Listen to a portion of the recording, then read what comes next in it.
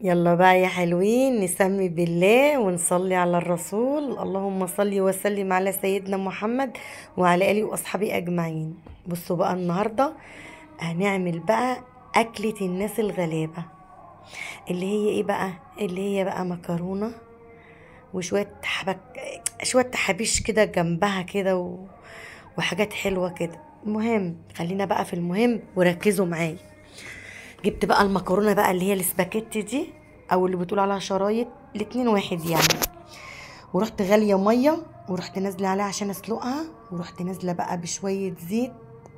وهعمل لكم المكرونه بطريقه مميزه النهارده. وجبت بقى معلقه توم كده محترمه، مش هنعملها بالبصل، هنعملها بالثوم.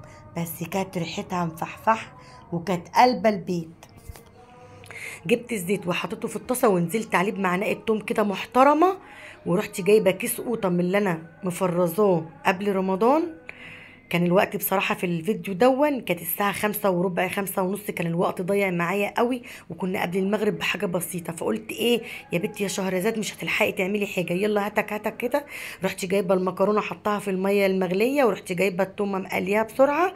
ورحت جايه حاطه القوطه اللي انا مفرزاها، ومكعب مرقه دجاج، ونزلت على القوطه، ونزلت بقى بمعلقه بابريكا كده محترمه عشان تعزز لي اللون، يا ناس يا عسل، يا ناس يا سكر.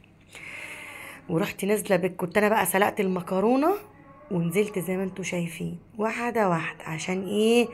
المكرونه ما كنتش بصراحه غسلاها، انا نزلتها من الميه المغليه ورحت شايلاها في المصفى كده وحطيتها في قلب الصلصه.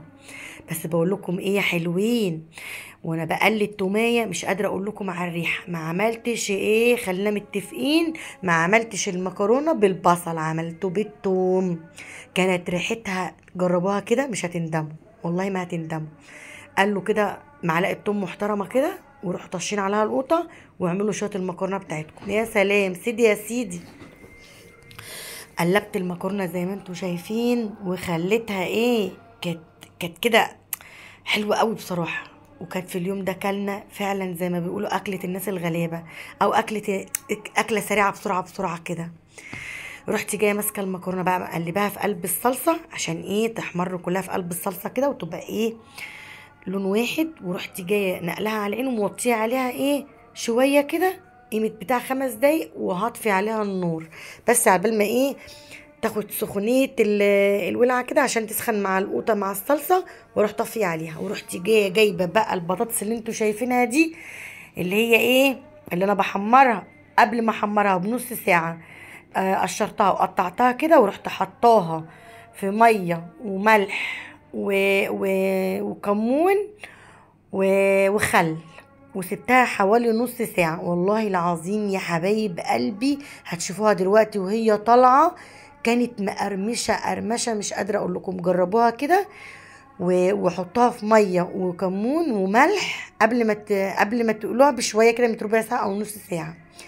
طبعا انت تطلعيها بقى من الطاسة زي كده، ما تحطيش عليها ملح، لان هي الملح اصلا هي كانت شاربة ملح وهي منقوعة في المية.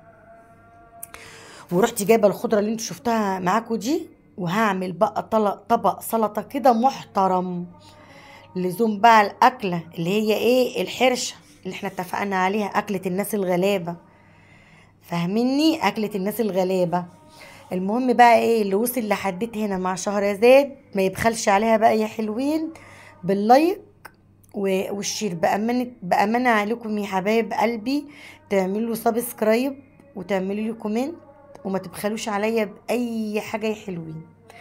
خلاص خليكم متفقين معايا على كده. المهم ايه، طلعنا رصة بطاطس ورحنا حاطين ايه الرصة التانية. ومسكت بقى السلطة عملتها كده وانا واقفة على البوتاجاز. طبعا كنت جايبة ايه بقى للسلطة، جزر وجزرايه وثلاث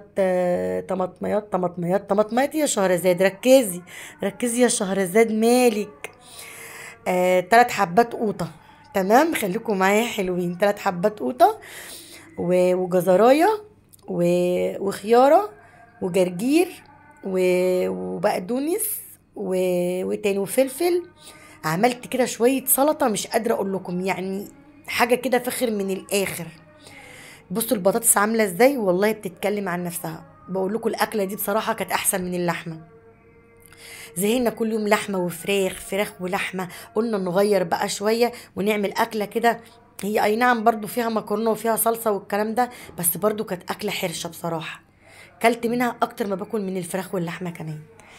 المهم طلعت البطاطس بتاعتي يا حلوين كده. انتوا ما بتحطوش عليها ملح بقى، لان انتوا بتبقوا نقعينها او مخمرينها، او مثلا حاطينها في ميه وملح وكمون وخل قبلها بنص ساعه. هي بقى بتدبل كده وتلاقيها تدبل في ايدك، وتيجي تقليها بقى تلاقيها نشفت وبقت جميله جدا.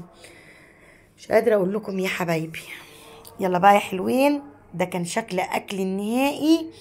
وكان بصوا الاكل عامل ازاي. دي اكلة ايه الناس الغلابة. جبت مخلل وسلطة والبطاطس اللي انا قليها قدامكم زي ما انتم شايفين. والله كلنا لما قلنا ايه، لما شبعنا خالص.